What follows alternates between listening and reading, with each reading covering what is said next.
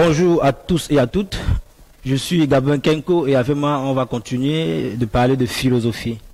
Donc aujourd'hui, on engage un nouveau chapitre, chapitre 17 du programme des étudiants et des élèves de terminale A. Chapitre 17, le travail et les modes de production. Le travail et les modes de production. La dernière fois, on a fait là. Cette fois, on engage le chapitre sur le travail. Donc l'objectif du cours est assez simple. Déterminer le statut du travailleur dans les différents modes de production. Objectif assez simple. Donc, cette fois, je déroule le plan du coup en 4 parties. On va commencer par l'exercice obligatoire des définitions. On va étudier le sens conceptuel du mot travail, le sens étymologique du mot travail. Après quoi, je vais soulever quelques difficultés inhérentes à la définition conceptuelle et à la définition étymologique. Après quoi, on en viendra à la définition du mode de production. Avant de passer au grand 2, où on va étudier la différence entre le travail animal et le travail humain. Est-ce qu'au sujet des animaux, on peut parler de travail exactement en même thème qu'on parle de travail pour les humains? Donc, on va étudier la question avec certains auteurs, Karl Marx notamment, Bergson, Engels. Donc, la troisième partie de notre cours va toucher au mode de production. D'où vient le mot mode de production? Quels sont les auteurs qui l'ont défendu et que signifie le mode de production? Qu'est-ce qu'un mode de production capitaliste? Qu'est-ce qu'un mode de production communiste? Et avant même d'arriver au mode de production capitaliste et peut-être communiste, il y a eu d'autres modes de production qu'on va soulever. Enfin, on étudiera la valeur du travail. Donc, on va sortir par là. Allons-y tout de suite avec la définition. Donc, le travail, l'étymologie du mot travail, c'est tripalium. Donc, il y a le tripalier d'abord, tripalière. Ensuite, il y a le tripalium. Donc, le tripalier, c'est la torture. Bon, tripalier veut dire torturer. Torturer. Et tripalium, c'est l'instrument de la torture.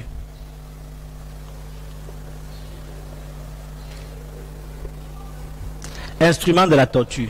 Donc, à partir de cette étymologie, on peut croire que le travail renvoie à la souffrance. Travailler, c'est souffrir. À partir de cette étymologie. Donc, ensuite, au sens conceptuel, qu'est-ce que le travail? Le travail, c'est un processus conscient et intelligent de transformation de la nature par l'homme. Qu'est-ce que le travail? C'est un processus conscient et intelligent de transformation de la nature par l'homme. Donc, je dis processus conscient et intelligent. Donc, il y a l'idée de conscience et d'intelligence. Ensuite, il y a l'idée de transformation de la nature dans la définition du travail.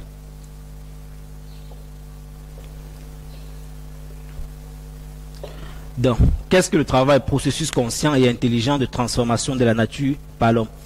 Je souligne les deux mots, conscient et transformation de la nature. Parce que ces deux mots vont nous permettre de soulever une difficulté quant à cette définition. Donc, première difficulté, c'est que le sens étymologique de cette définition et son sens conceptuel ne cadrent pas avec la réalité historique. Si on se réfère par exemple au texte de Genèse, Genèse 2.15, on se rend compte qu'il y a un travail qui n'est pas douloureux, un travail qui n'est pas la souffrance, un travail qui n'est pas la torture. Donc, ça veut dire que cette étymologie est faussée, parce qu'on n'a pas tenu compte du sens judéo-chrétien, du travail comme quelque chose d'heureux, du travail comme quelque chose d'épanouissant. Donc, que dit Genèse 2.15? Je vous lis le passage de Genèse 2.15. L'Éternel Dieu prit l'homme et le plaça dans le jardin d'Éden pour le cultiver et pour le garder. Donc, ça, je vous fais un schéma simple. Disons que là, il y a le péché. Il y a le péché originel. Et là, il y a une étape où l'homme n'a pas encore péché. Donc, disons sans péché. Cette étape, disons pré-lapsaire. Étape pré-lapsaire où l'homme n'a pas péché. Et l'étape post-lapsaire où l'homme a péché. Donc, à quel moment est-ce que le travail, en tant que travail, devient difficulté, devient torture, devient pénible? C'est seulement après le péché originel. L'homme mangera son pain à la sueur de son front. Ça, c'est après le péché originel. Mais avant le péché, Dieu a dit, Dieu a placé l'homme au milieu du jardin pour le cultiver et pour le garder. Cultiver le jardin et garder le jardin. C'est bien un travail, mais c'est un travail qui n'est pas douloureux pour l'homme. Dans cette étymologie tripalium que je viens de citer, est une étymologie controversée. Ce n'est pas tout à fait juste. Donc, deuxième difficulté quant à cette définition, c'est que on occupait le mot transformation de la nature. Tout travail n'est pas travail de transformation de la nature. Ce n'est pas vrai. Pour les deux premières révolutions industrielles, le travail était sûrement processus de transformation de la nature. Mais pour la troisième révolution industrielle, ce n'est pas juste. Je vous explique ça rapidement. Donc, il y a trois révolutions industrielles. Qu'est-ce qu'une révolution industrielle? Il y a une révolution industrielle lorsqu'un processus de communication entre en connivence avec un système énergétique. Je répète, il y a une révolution industrielle lorsqu'un processus de communication entre en connivence avec un système énergétique. Donc, pour la première révolution industrielle, système de communication, c'était l'imprimerie qui est entré en connivence avec le système énergétique de la machine à vapeur. Donc, ça crée donc la première révolution industrielle. Première révolution industrielle. Deuxième révolution industrielle, je crois que c'est déjà au 19e siècle, 19e, 18e siècle, où l'électronique, je crois que c'est déjà aussi le début du 20e siècle, si je m'abuse. L'électronique, système de communication, entre en connivence avec les moteurs à combustion interne. Moteurs à combustion interne, ça nous donne la seconde révolution industrielle. Et finalement, la troisième révolution industrielle, vous verrez qu'il n'y a plus l'idée de transformation de la nature. C'est les systèmes numériques qui entrent en connivence avec ce qu'on appelle les énergies vertes. Énergie verte, ça donne la troisième révolution industrielle. Donc, cette idée que je développe est une idée propre d'un penseur, Jérémy Rifkin. Donc, trois révolutions industrielles. Vous verrez que dans cette troisième révolution industrielle, l'homme qui travaille ne transforme pas forcément la nature. Pourquoi? Parce qu'il travaille à partir d'un poste numérique, il travaille à partir d'un laptop ou d'un téléphone Android, etc. Et ce n'est pas un travail qui a un impact directement sur la nature. Ce n'est pas un travail qui transforme directement une donnée naturelle en un produit comestible et direct. Donc, ici, on tend à contester le mot travail. Non, il n'y a plus de travail. On tend à remplacer ce mot travail par le mot technique. Technique tout court. Donc, cette définition, voilà quelques difficultés qu'on peut soulever au sujet de cette définition. Donc, pour retenir ce qu'on a dit sur le travail, qu'est-ce que le travail? Le mot travail vient du latin tripaliaire, qui signifie torturer, ou tripalium, qui signifie instrument de la torture. Au sens conceptuel, le travail, c'est un processus conscient de transformation de la nature par l'homme. Donc, on a soulevé deux difficultés inhérentes à cette définition. Après quoi, je vous propose tout de suite de définir le mode de production. Qu'est-ce qu'un mode de production? Le mode de production désigne la manière dont les hommes produisent les moyens d'existence matérielle et la manière dont ils repartissent les fruits du travail. Qu'est-ce qu'un mode de production? Je répète, c'est la manière dont les hommes produisent leurs moyens d'existence matérielle et la manière dont ils repartissent les produits du travail.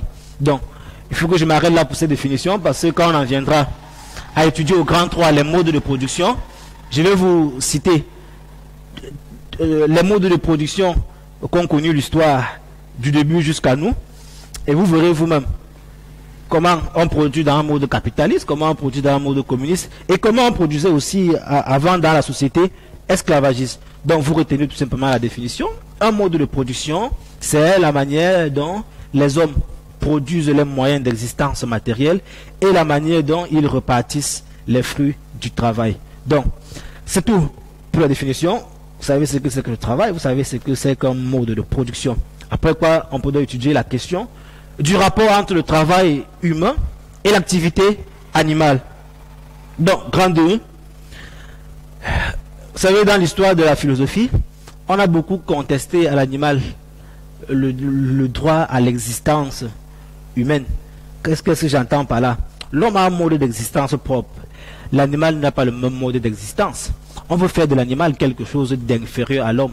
Et on veut faire de l'homme une donnée qui n'a rien de biologique. On veut faire de l'homme quelque chose absolument différent de l'animal. C'est dans le même processus qu'on a tenté de séparer le travail humain de l'activité animale. Vous voyez déjà la première différence. Ici, on dit travail humain. Mais au lieu de dire travail animal, on dit activité animale. En quoi le travail est-il humain et en quoi la simple activité est-elle animale? Je vous propose de répondre avec 2 entrées. Première entrée, pour répondre, c'est la différence entre la réflexion et l'instinct. Quel est le fond de cet argument? On veut tout simplement dire que l'homme, on veut tout simplement signifier que l'homme qui travaille, que l'homme qui produit par exemple ce stylet, ne produit ce stylet qu'après l'avoir pensé. L'homme ne produit par exemple cette table, ce livre, cet effaçoir, qu'après avoir mûrement réfléchi l'idée de cet effaçoir. Qu'est-ce que ça veut dire réfléchir? Qu'est-ce que ça veut dire penser? Penser, c'est d'abord produit dans l'imaginaire, c'est d'abord produit dans l'esprit. C'est ce qu'on veut signifier par ici. Donc, on veut dire que l'homme qui travaille pense d'abord le produit de son travail dans la tête, disons comme ça, avant de réaliser. De sorte que la réalisation matérielle que vous voyez n'est pas la réalisation première. La réalisation première est toujours dans la tête de l'homme. Or, pour ce qui est de l'animal, il n'y a pas de réflexion. Ce que l'animal fait, c'est ce qui est inscrit dans son code génétique. Ce qui suppose que la manière dont agit, par exemple, une fourmi est identique à la manière dont agissent toutes les fourmis. Il n'y a pas de différence. Parce qu'il n'y a pas de pensée. Donc, c'est Karl Marx qui va se faire le champion de ce point de vue. Karl Marx va écrire un ouvrage intitulé Le Capital, et dans lequel on va lire cette citation célèbre: ce qui distingue dès l'abord le plus mauvais architecte de l'abeille la plus experte, c'est qu'il construit la cellule dans sa tête avant de la construire dans la ruche. Je vous relis cette citation de Karl Marx. Ce qui distingue dès l'abord le plus mauvais architecte de l'abeille la plus experte, c'est qu'il construit la cellule dans sa tête avant de la construire dans la ruche. Qu'est-ce que Marx veut dire? Vous avez d'un côté un architecte. Et Marx dit qu'il est mauvais. Très mauvais architecte. Il n'est pas bon en tant qu'architecte, mais il est architecte. Et de l'autre côté, on a l'abeille, dont Marx dit qu'elle est experte. Donc, un mauvais architecte et une abeille experte. Ben, Marx dit, le travail de l'architecte, qu'il soit médiocre ou pas, est mieux que le travail de l'abeille. Pourquoi? Argument de Marx. Parce que le mauvais architecte construira d'abord sa maison dans la tête. Parce qu'il a d'abord l'image exacte de la maison qu'il veut dans la tête. Or, l'abeille ne fait que réaliser un programme génétique d'après Karl Marx. Donc, premier argument, on oppose réflexion et instinct. On accorde la réflexion à l'homme et l'instinct à l'animal. Donc, second argument pour distinguer le travail humain et activité animale, c'est l'usage des outils techniques. Donc, on a nié aux animaux la capacité de produire et d'utiliser des outils. Donc, c'est le fond de cet argument. C'est de dire que l'homme seul est capable d'employer l'outil dans le processus du travail. C'est dire que les animaux ne font usage que de leurs organes naturels. C'est pas? Vous verrez par exemple l'oiseau employer son bec, employer la main. L'homme peut employer aussi la main, mais il a la capacité de prolonger le geste. Par exemple là, je peux effacer mon tableau avec la main, mais j'ai quelque chose qui prolonge la main j'efface avec l'outil. Les philosophes qui défendent ces thèses veulent nier à l'animal la capacité d'employer les outils. Donc, Karl Marx encore, que dira Karl Marx? L'homme est un animal fabricateur d'outils. Quand il dit l'homme est un animal fabricateur d'outils, c'est qu'il dénie à l'animal la capacité de fabriquer les outils. Après lui, Bergson va faire, je n'ai pas encore écrit Bergson depuis, donc Bergson s'écrit comme ça, B-E-R-G-O-S-O-N, Bergson.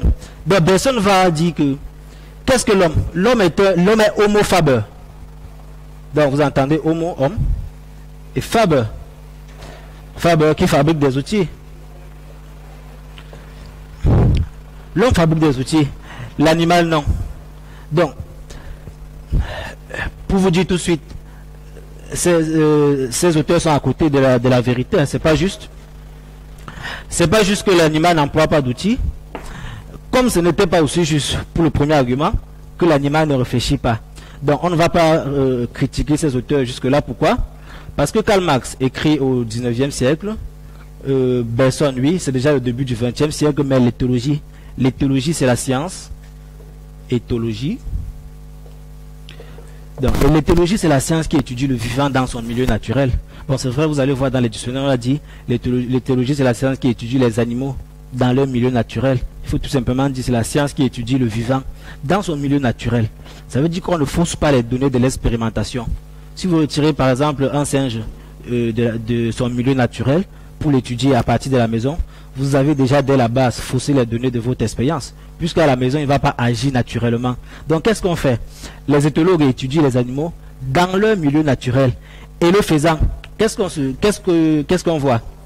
On voit que les animaux emploient les outils. Les animaux, ils fabriquent des outils, ils emploient des outils. Qu'est-ce qu'on voit? On voit que les animaux, même s'ils n'ont pas un degré de réflexion, quand je parle de degré, je veux plutôt parler de rythme. Même s'ils n'ont pas un rythme de réflexion qui puisse égaler le rythme de réflexion humain, ils ont quand même une réflexion. Donc, il faut beaucoup s'intéresser à l'éthologie aujourd'hui, mais on ne va pas les critiquer pour ça, il n'y a pas de souci. C'est le point de vue du passé, il faut apprendre juste pour faire l'histoire. Juste pour faire l'histoire, ce n'est pas la vérité, c'est à faire. Donc, travail humain et activité animale, premier argument de distinction. L'homme réfléchit et l'animal agit par instinct. Vous allez citer Marx. Travail humain et activité animale, deuxième argument, l'usage de l'outil technique. L'homme emploie des outils alors que l'animal n'emploie que ses organes naturels. Donc, vous pouvez répondre à cette question en convoquant ces deux arguments. Après quoi? Touchons directement la troisième partie de notre cours, les modes de production. J'ai dit que le mode de production désignait la manière dont les hommes produisaient leurs moyens d'existence matérielle et la manière dont ils se repartissaient entre eux les fruits du travail. Donc, Karl Marx a écrit un ouvrage intitulé le manifeste du Parti communiste. Donc, beaucoup ont entendu parler de ce texte. Dans le manifeste du Parti communiste, il va dégager ce qu'on peut appeler la grande loi de l'histoire. Qu'est-ce que la grande loi de l'histoire? Marx va dire: l'histoire de toute société jusqu'à nos jours est l'histoire de lutte de classe. Je répète, l'histoire de toute société jusqu'à nos jours est l'histoire de lutte de classe. Donc, les termes de cette citation sont importantes à souligner. Il dit lutte, la lutte. Lutte de classe. Vous savez, la classe. Ça suppose que à chaque étape de notre développement historique, il y a dans la société une classe qui s'oppose à une autre classe. Donc, ce qu'on appelle donc les classes antagonistes. Il a bien dit l'histoire de toute société. Toute société, ça suppose que à partir du premier, disons, humanoïde, à nous, toutes les sociétés humaines ont été des sociétés à classe. Il y a eu d'abord la société esclavagiste. Non, il y a cela. Dans la société esclavagiste, on a les maîtres et les esclaves. Première société, c'est ce qu'on appelait le communisme primitif. Ensuite, on va tomber au Moyen-Âge avec la société féodale. Donc c'est le féodalisme, si vous voulez. Dans le féodalisme, on aura deux classes. Vous aurez d'un côté les seigneurs, qui sont les grands propriétaires terriens. Vous aurez de l'autre côté les serfs. Serfs ou esclaves aussi, mais c'est la rhétorique de l'époque. Donc on disait serfs, seigneurs et serfs. Donc après quoi, vous allez tomber dans le mode de production capitaliste qui divise la société en bourgeois et prolétaires. Donc, dans le mode de production capitaliste, vous aurez les bourgeois et les prolétaires. Lutte de classe. Marx va dire, dans la société esclavagiste, vous avez les maîtres et les seigneurs. Mais l'antagonisme, c'est ce qui fait que on va passer d'une société à une autre. On passe d'une société à une autre parce qu'il y a antagonisme. L'antagonisme entre les maîtres et les esclaves va créer dès le Moyen-Âge une autre société, c'est la société féodale. On va encore vivre là l'antagonisme entre les seigneurs et les serfs. Antagonisme qui va donner lieu à un troisième mode de production, c'est le mode de production capitaliste. Mode de production capitaliste où on va voir l'antagonisme entre les bourgeois et les prolétaires. Donc, dans ce mode de production capitaliste, les bourgeois ont avec eux les moyens. Ils ont tous les moyens de production. Ils ont les appareils répressifs, disons ARE, pour reprendre la rhétorique d'Althusser. Ils ont les appareils répressifs de l'État. Les appareils répressifs de l'État, c'est quoi par exemple? La gendarmerie, la police, l'armée, etc. Tout ce qui est répressif comme ça. Ils ont aussi avec eux les appareils idéologiques de l'État. Les bourgeois. Les appareils idéologiques de l'État, c'est quoi? C'est l'école par exemple, c'est les églises, c'est les hôpitaux, etc. Donc, les bourgeois ont tout. En plus d'avoir tous les moyens de production, en plus d'avoir tous les appareils de l'État, en plus d'être eux-mêmes l'État d'ailleurs, ont tous ces moyens de production. Les entreprises les appartiennent, les machines les appartiennent, et tout les appartient. Le prolétaire, lui, il n'a rien. Sinon, dit Marx, sa force de travail. La seule propriété du prolétaire, c'est sa force du travail. Donc, que fait le bourgeois? Le bourgeois rémunère le prolétaire de manière que le salaire qu'il perçoit ne lui permette pas de s'épanouir seul. De sorte que le salaire qu'il perçoit lui permette simplement de renouveler la force de travail. Il a travaillé aujourd'hui.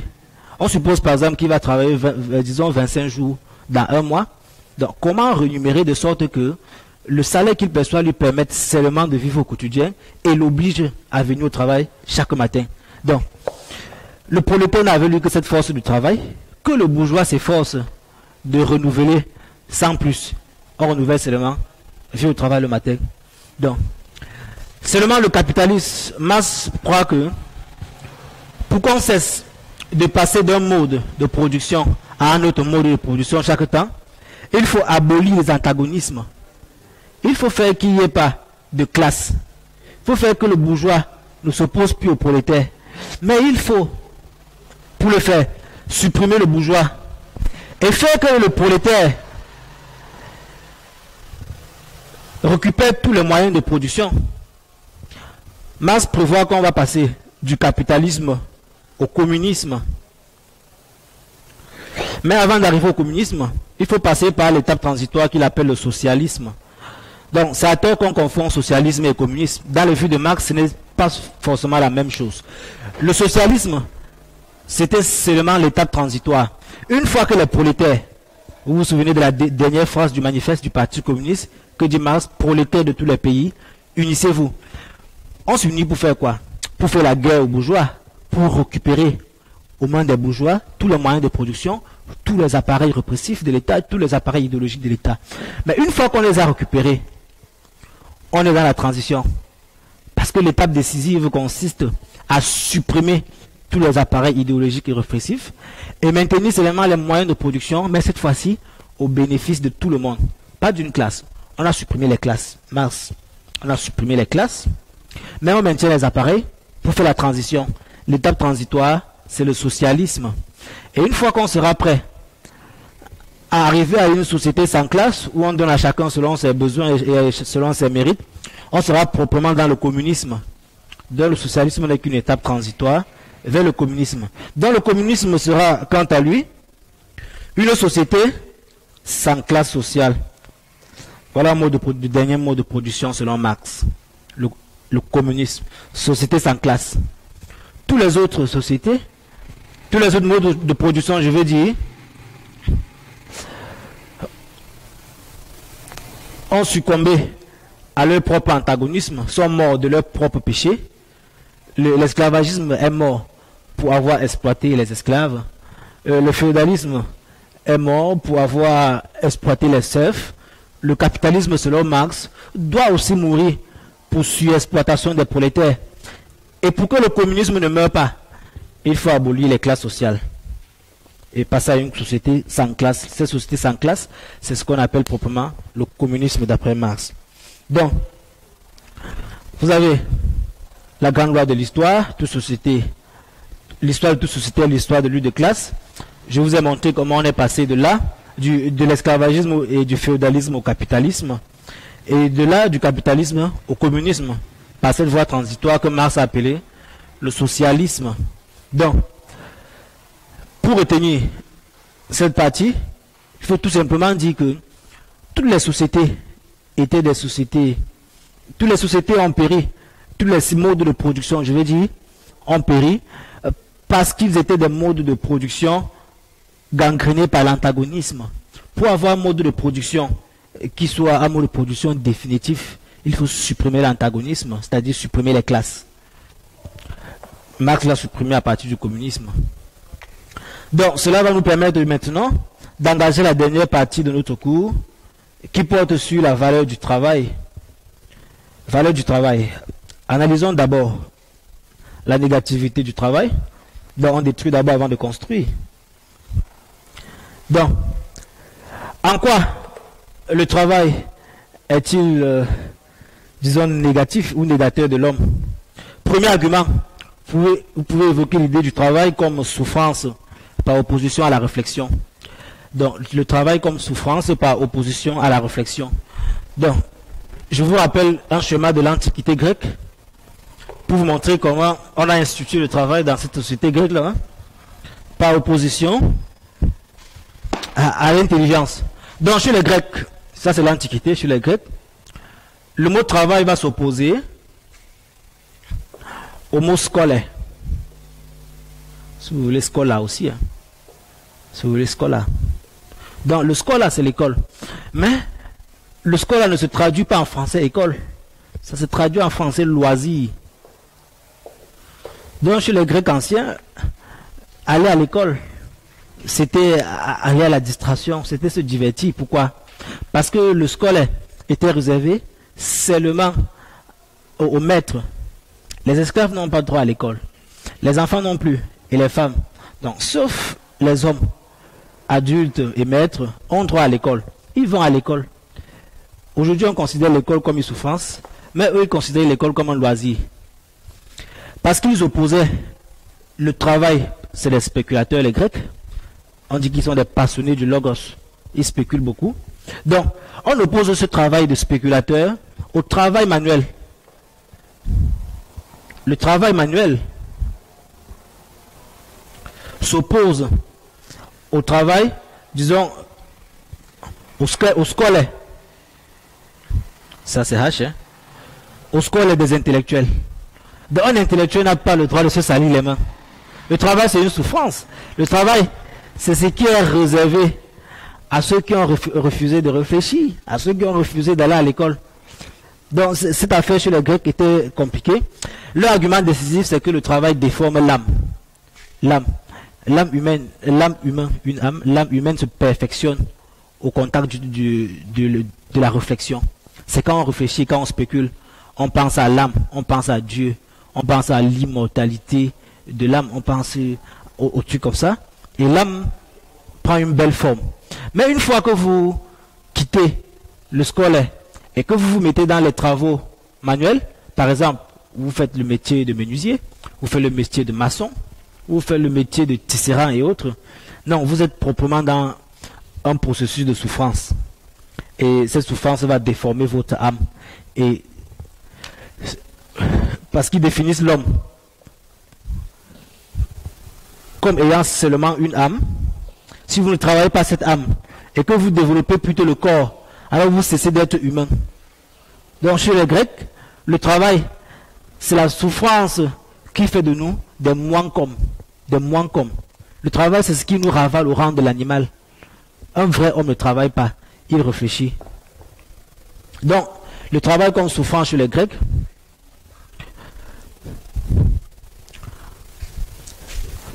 et le travail cette fois aussi comme souffrance dans Genèse, pas dans Genèse 2.15, parce que Genèse 2.15, l'homme n'a pas encore péché, le travail est bon, le travail est doux, le travail est bienheureux, mais à partir de Genèse 3.15, où l'homme, 3.19 je veux dire, où l'homme a péché, Dieu va punir le travail, Dieu va maudire le travail, il dit à l'homme, tu mangeras désormais ton pain à la sueur de ton front.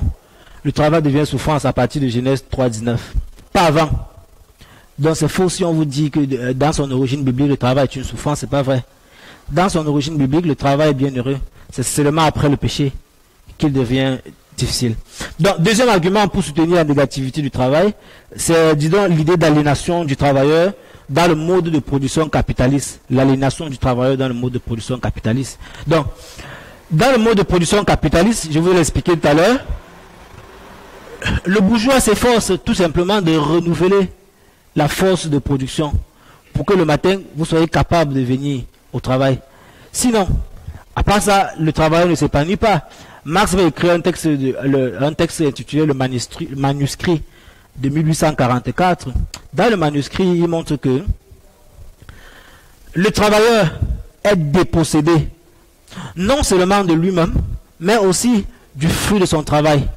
Il est dépossédé de lui-même. Qu'est-ce que ça veut dire? Que quand il travaille, il n'est pas lui. Personne n'est heureux quand il travaille. Dépossédé du fruit de son travail veut dire que il produit quelque chose, disons, qui a la valeur de 10 francs.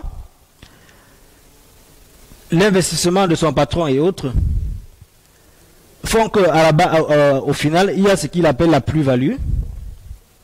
C'est le surplus du travail de l'employé.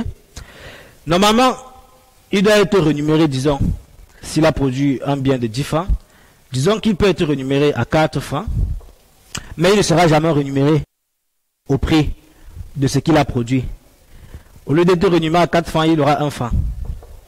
Donc, la plus-value, dans les vues de Marx, c'est le vol que l'employé, ou si vous voulez, c'est la part que l'employé retire sur la production de son employé. De sorte que finalement, vous voyez que le bien produit vaut plus cher que l'employé lui-même. C'est ça que Marx appelle la dépossession du travailleur. Dépossession, pourquoi? Parce que l'objet produit vaut finalement plus que l'employé. Chaque employé doit produire plus qu'il ne touche. Si vous touchez plus que vous ne produisez, non, vous n'êtes pas rentable.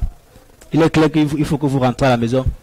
Dans la dépossession du travailleur dont parle Marx, c'est l'idée que le fruit du travail, le rendement du travailleur doit être forcément supérieur au travailleur lui-même. Si ce n'est pas le cas, ce n'est pas bon. Donc, c'est ça que Marx désigne comme l'aliénation du travailleur. Aliéné veut dire, le mot aliéné veut dire qu'on ne s'appartient plus. S'aliéner veut dire se vendre à, ne plus s'appartenir. Vous ne vous appartenez plus parce que le produit de votre travail devient supérieur à vous-même. Donc, deux arguments pour soutenir la négativité, le travail comme souffrance et le travail comme mode d'aliénation dans le capitalisme. On peut finalement étudier la positivité du travail en évoquant un premier argument.